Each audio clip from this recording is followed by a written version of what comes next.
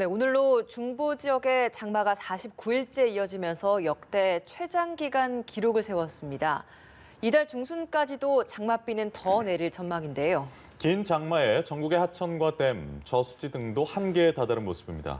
이 내용들 장석환 대진대 건설시스템공학과 교수와 함께 짚어보겠습니다. 어서 오십시오. 어서 오세요. 안녕하십니까. 네, 태풍이 지나가고 네. 밤사이 많은 비가 내렸습니다. 다시 장마 전선이 좀 하강했는데 경기 북부 지역의 폭우가 특히 많이 내렸습니다. 예. 양주에서는 시간당 90mm가 넘는 폭우 때문에 지하철역이 좀 잠기기도 했다고 하는데 예, 맞습니다. 폭우가 쏟아져서 중랑천이 범람하는 일이 이게 생기는 건지 이 중랑천 범람 원인은 좀 어떻게 좀 분석을 하고 계십니까? 오늘 새벽에 양주역 근처가 좀 도로가 침수가 됐는데요. 이 부분은 중량천 지금 1호선 국철 구간이 의정부에서부터 동두천까지 가는 길이 중량천을 따라서 양주역이 걸쳐 있습니다. 근데 이 중량천이 범람해서 역사가 침수된 부분이 아니고 네. 도로에 있는 빗물, 즉 도로 빗물이 침수가 된 것으로 보입니다. 어젯밤하고 오늘 새벽에 한 120mm 정도의 폭우가 내렸는데요. 그중에서 새벽 4시 한 시간당 한 90mm 정도의 굉장한 그 집중적인 폭우가 있었거든요. 네. 근데 보통 도로 시설물은 10년에서 20년 빈도 정도 오는 빗물을 배제할 수 있는 정도의 규모로 배수 시설이 되어 있기 때문에 그 용량을 훨씬 뛰어넘은 거죠. 그래서 그 도로에 있는 모든 물들이 배수 시설을 넘쳐서 역사로 진입을 해서 그렇게 된 거고요. 예. 네. 그 상태에서의 중량천이 넘어서 된 부분은 아직은 그 상황까지는 안 갔습니다. 네, 아직은 그런 상황이 아니지만 저희가 좀 봐야 될 게 중랑천이 워낙 자주 넘치는 하천이기 때문에 몇 년 맞습니다. 전에는 예. 뭐 동부간선도로로 물이 넘쳐서 운전자가 예. 숨지는 사고도 있었고요. 예. 왜 이렇게 많이 자주 범람 사고가 일어나는 걸까요? 매년 홍수가 날 때마다 중량천이 항상 문제가 되지 않습니까? 예. 그리고 홍수주의보가 내리면 두 가지를 먼저 말씀드리는데 잠수대교 통제와 중량천의 옆에 있는 동부간선도로의 교통 통제를 합니다. 예. 중량천은 한강의 지류이죠. 잘 아시다시피 중량천은 한강의 지류이고 한강의 본류는 200년 빈도, 200년에 한 번 올 수 있는 홍수를 배제할 수 있도록 시설물 설계가 되어 있고 제방도 그렇게 설치가 되어 있는데 중량천은 지류이기 때문에 한 100년 정도의 홍수를 감내할 수 있습니다. 그리고 중량천은 또 중량천 자체의 또 지류가 우이천 같은 산지에서 북한산에서 내려오는 예. 물을 또 받는 급경사에서 물을 받기도 하고 한강의 본류가 높아지면 중량천에 물이 잘 안 빠지는 그런 특성이 있기도 하거니와 그 주변을 중량천을 따라서 쭉 같이 가고 있는 동부간선도로는 중량천의 설계 홍수에 중량천의 계획 홍수위보다도 낮은 구간이 군데군데 많이 있습니다. 터널 구간도 있고 도로가 약간 낮아진 네. 부분이 있기 때문에 그쪽에 침수가 되면 중량천이 조금만 수위가 높아지면 그쪽이 중량천의 수위보다 훨씬 낮은 그 도로 지반들이 굉장히 많기 때문에 교통 통제를 합니다. 따라서 비 올 때 특히 홍수주의보가 내렸을 때 동부간선도로를 자동차로 운행하는 것은 대단히 위험한 일입니다.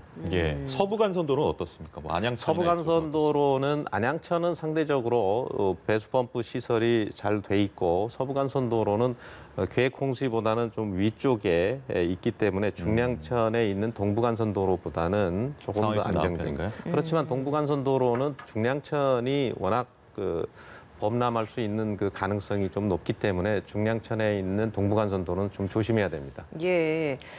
경기 북부 지역 상황 좀 마저 질문 좀 드려볼게요. 아무래도 임진강 일대가 가장 비상일 것 같습니다. 네, 최근에 네. 또 장마 전선이 북쪽으로 좀 올라가다 보니 북측 지역에 비도 많이 왔고 예. 그렇기 때문에 환강댐 방류가 다시 일어나서 임진강 수위에 대한 좀 비상인 건데 이 방류가 이번에도 또 이렇게 일어났다라고 보시는지 어떻게 좀 보십니까? 예, 좀 어제 뉴스 보고 많이 걱정들 하셨을 예. 텐데요. 어제는 사실은 북쪽에 비가 그렇게 많이 오지는 않았습니다. 비가 많이 오지 않았는데도 불구하고 필승교라고 하는 우리의 이제 북한에서 넘어오는 물을 가늠할 수 있는 그 수위표 있는 데가 필승교인데요. 이 필승교 수위가 7.5m가 관심 수위, 그 주위 수위인데 그보다 높은 9m까지 올라갔었습니다. 그러다 보니까 비가 오지 않았는데도 수위가 높아졌다는 얘기는 딱 하나밖에 원인이 없지 않겠습니까? 환강댐에서의 방류가 있었다라고 네. 볼 수 있는데 북한이 지금 한 900mm 정도 비가 왔기 때문에 북한도 지금 어마어마한 홍수가 일어났을 거라고 보고요. 또 장마 전선 그리고 태풍이 온다고 하니까 북한에서 환강댐의 방류를 선제적으로 했을 거라고 예상이 되거든요. 미리 좀 비워놔야지 나중에 물을 채울 수. 그래서 지금 비가 오지 않았는데도 불구하고 선제적으로 어제 많이 방류를 했고 그 물을 방류하면서 우리 측에 선제적으로 미리 사전 고지를 안 했기 때문에 우리는 순식간에 물이 불어나는 현상을 맞이할 수 있는 거군요. 다행히 이 경기 북부에 어제 저녁에 오늘 새벽에 좀 비가 많이 왔지만 북한에서의 방류는 조금씩 줄어들어서 오늘 아침에 보니까 군남댐을 통해서 들어오는 것과 나가는 것이 거의 지금은 좀 안정적이다. 그렇게 볼 수 있습니다. 그러나 이제 또 남은 장마 기간 동안에 상당히 좀 유동성이 있다고 그렇게 말씀드릴 수가 있습니다. 말씀하시는 중에 어제 하루 코로나19 신규 확진 통계가 나와서요. 잠시 이 내용도 전해드리겠습니다. 어제 하루 동안에는 34명이 확진됐습니다. 이로써 누계는 14,660명이 됐고요. 신규 확진 34명 가운데 국내 감염이 역시 많았습니다. 23명이었고요. 해외 유입은 11명. 지역 감염 수치는 부산에서 9명, 경기에서 7명, 그리고 서울 6명, 충남 1명, 그리고 해외 유입 11명 중에서 입국 검역에서 3명이 확진됐고 나머지 8명은 국내에서 격리 중에 확진이 된 사례로 보입니다.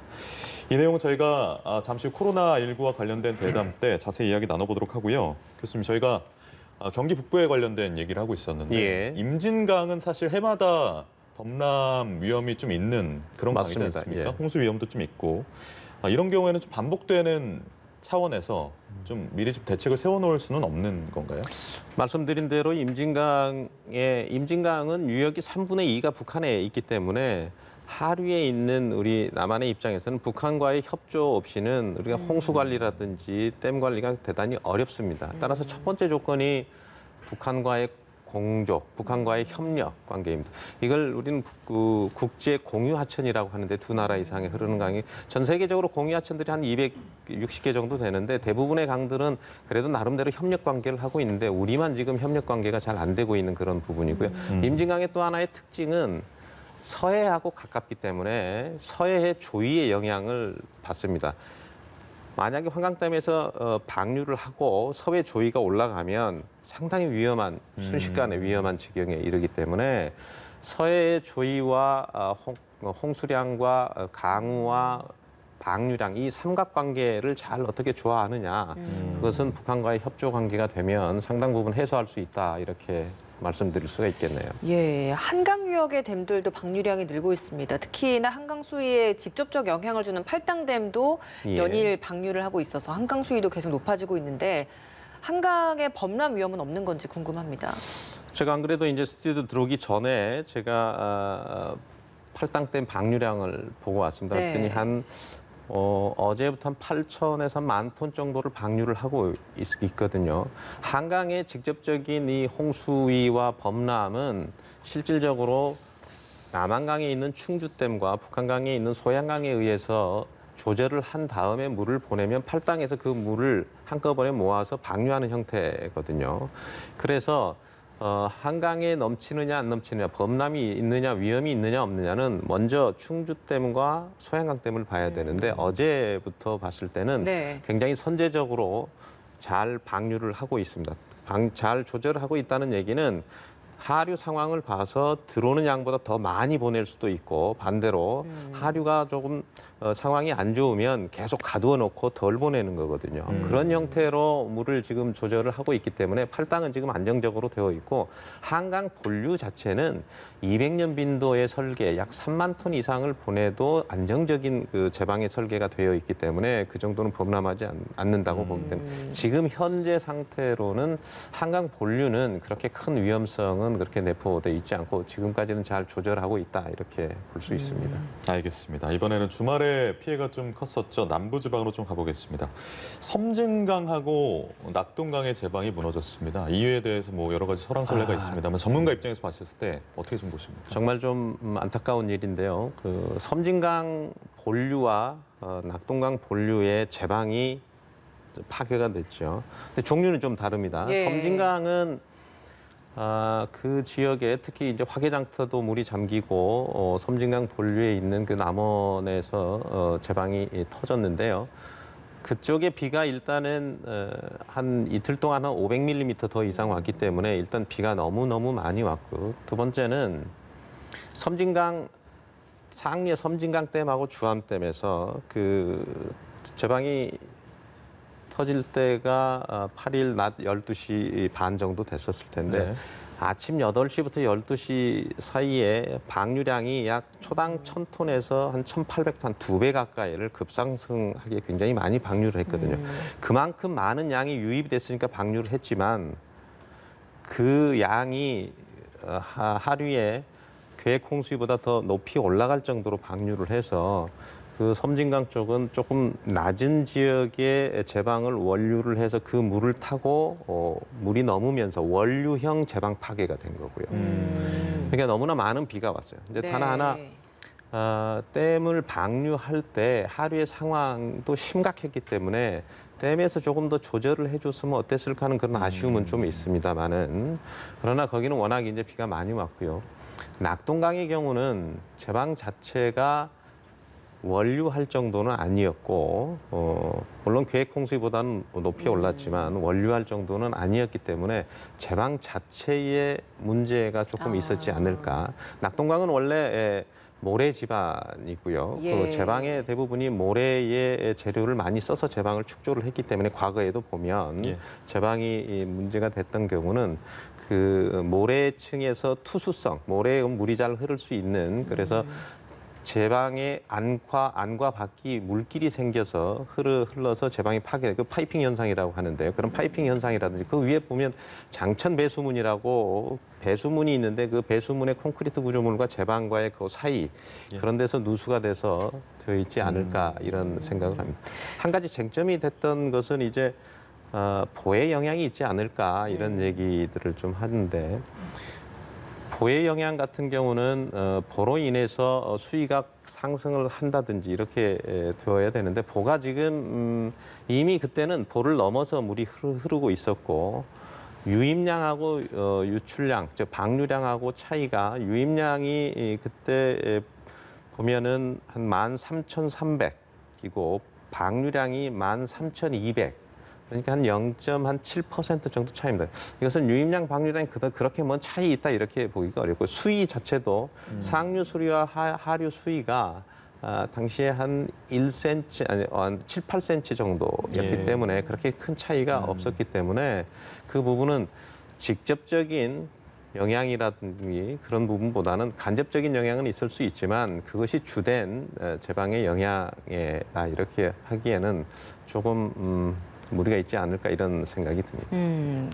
그러니까 섬진강은 수위가 너무 높아져서 그 수위를 넘어서서 제방에서 원류형 제방 원류형 파괴. 제방이 된 거고, 낙동강 같은 경우에는 제방이 이제 무너지면서 범람을 하게 된 그런 맞습니다. 상황이다라고 예, 예. 정리를 해볼 수 있을 것 예. 같은데, 이렇게 원인이 각각 다른 상황에서 또다시 비가 내리고 나면 아직 피해에 대한 복구가 다 마무리되지 않지 않았습니까? 맞습니다. 원인이 다른데, 그렇다면 그 후속적으로 피해 복구를 다 완료하지 않은 상황에서 또 추가적으로 피해가 더 우려가 되는 지역은 그러면 어떤 지역이라고 보실 수 있는 겁니까?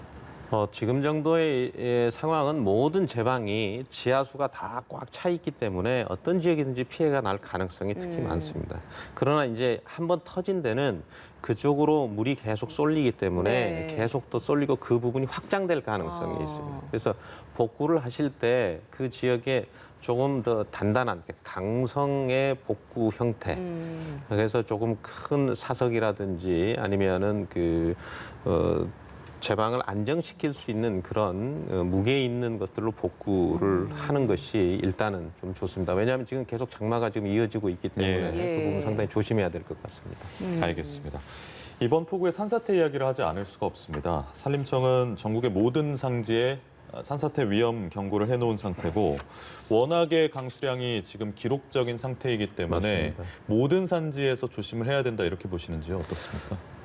지금 산림청에서 지금 심각 단계를 발령을 했지 않습니까? 그 얘기는 벌써 장마가 지금 48일째 이어지고 있기 때문에 모든 산에 물이 산지에 있는 산 속에 흙 속에 들어있는 물이 다 차 있다고 볼 수 있거든요. 그래서 이것은 다 심각합니다. 특히 그 과거에 물길이 있었던 계곡이 있었던 부위를 도로를 놨다든지 뭐 펜션을 놨다든지 아니면은 그 절개를 했다든지 이런 부분은 더 훨씬 위험하다고 볼 수 있습니다. 이번에 곡성의 사태도 봤었지만 그렇기 때문에 지금 산사태의 위험은 상당한 수준의 위험에 있다 이렇게 볼 수 있고 특히 이제 여름철에 장마철에 수분을 많이 포함한 지하수가 높이 차 있는 그런 산지에서의 위치에서 외부의 힘이 조금이라도 가해진다든지 더 집중호우가 시간당 한 30mm, 40mm 정도가 갑자기 더 온다든지 그러면